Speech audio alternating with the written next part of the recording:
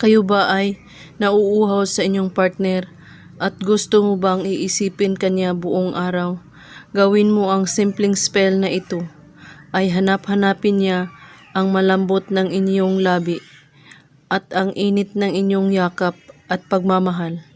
Gawin ang spell na ito kahit anong araw. Ang mga materials na dapat nating ihahanda: saging, karayom, sinulid na pula. At dapat lang buo ang inyong paniniwala sa paggawa sa spell para tumalab agad. Kumuha ka lamang ng isang saging at kailangan mo ng karayom.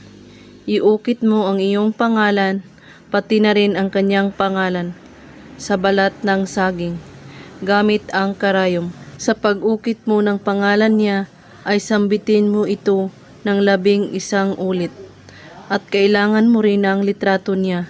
Titigan mo ang litrato niya at pagkaisipin ang lahat ng gagawin niyo kapag bumalik o pinakita niya na ang pagkauhaw niya sa iyo.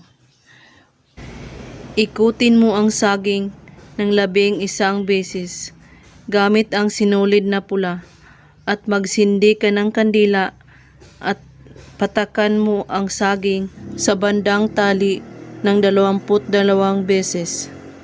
Tulugan ng isang gabi, ilagay sa tabi o ilalim ng kama, at saka matulog, at saka paggising mo, durugin mo ito at i-flash mo ito sa iyong anidoro.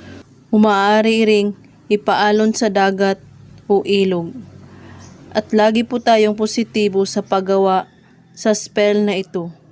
At kung may katanungan po kayo, ay magko-comment lang po sa ibaba. Maraming salamat sa panunood. God bless us all.